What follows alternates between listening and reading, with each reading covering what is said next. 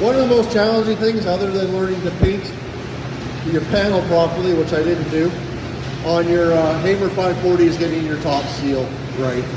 And so the first thing you want to do is you want to make sure you have good air pressure, okay? And I like to have this around 11, and I'm just adjusting it here, okay? Around 11, 12 right there. You want to make sure there's no water in here, okay? This is really old. It's the last clear one that we got from Hamer. They give you a solid one now. I like the clear because you can see, okay? And we've actually added a drain here, and it'll blow air out over time, just to ensure we get no water in these air lines, because that'll stop things. Next thing you want to do is you want to get your top seal to, like, the thing is, it depends the type of plastic. And if you change plastic or plastic suppliers, you may have to up this, okay? And I'm not turning this on right now, okay? But get that to 11 PSI and then move this up 10 to 15 degrees, okay? It's a good start. Now, if you're still finding holes on the side of your bags, okay? It could be your top seal mortar speed, okay? And what that means, okay, is those belts, as the bags go through those belts, it should match, the bottom should match these belts, right? And so if it's too fast, and you'll see it, I mean, speed it up and you'll see what happens. You'll get an angle like this or an angle like that, depending if it's too fast or too slow, and you want to get it straight. So what I do is I bump it up, you know, 2 hertz. That's what it goes by hertz on there. 2 hertz, 2 hertz, 2 hertz. And I just compare. And I try to find the sweet spot, okay? Right here, okay? So you just bump it up and down, and you'll see the effect on the bags. It'll go like that top seal like this, and you want to get it like that, okay? Straight across. And that can affect how well your top seal is, okay? Next thing to look at, you know, if you're having issues in the middle of the bags, it can be a bit challenging, but there's little holes in here. These are called plenum assembly right here, and here.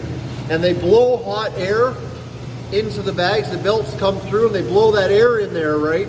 And that's where you get the top seal. But over time, you'll get carbon in there and they'll stop working. And it's a bit tricky to figure it out. You can kind of figure it out with your hands here a little bit.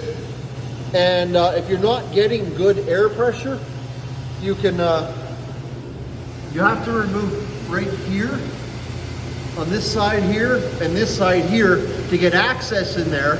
And it's always a good idea to remove these and clean them regularly because you get your carbon buildup there. But you can get welding tips, okay? And you just, there's little holes and you stick them in there and you'll feel where the air comes out right in here. There's, you just stick your welding tips, be careful not to break them off inside like I did the other day, because then you have to take this all apart. It's a pain to do to take it all apart, okay? But you want to have good air pressure in the middle of the plastic, okay?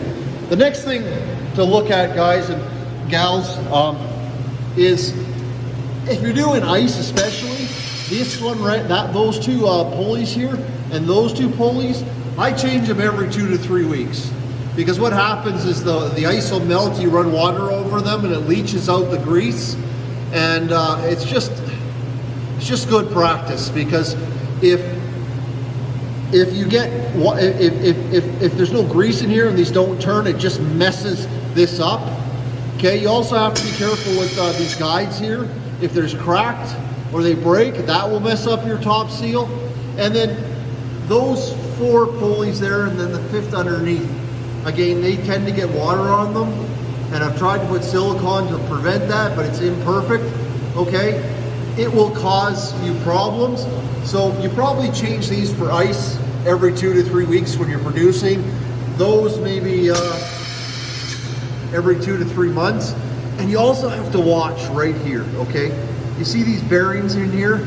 Sometimes they will slide down a bit, okay? And it pushes this pulley up, and this pulley will rub along here, and it just messes up this belt here. It doesn't get the same speed as that one, and it causes you problems, and your top seal won't work as good, okay? So bearings are huge. A bad bearing, anywhere's along here, a bad bearing will mess up your top seal, okay? And so these five here, 1, 2, 3, 4, and then 5 right here, and then these 4 are the main ones.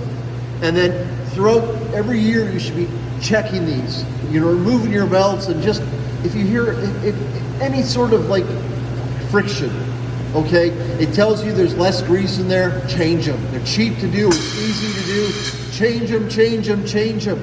I mean, it'd be good practice once a year to change them all, but you know, maybe every 2 years, okay? But those ones there, at least twice a year. These ones here, busy season, you're producing, change them, change them, change them, change them, okay? The last thing I'll say to you is sometimes you get friction on your bags here, okay? And I found lately, because they wound my bags too tight, that the dancing arm here, and what this dancing arm is, it pulls this back. And so there's friction here because they wound my bags when they were warm.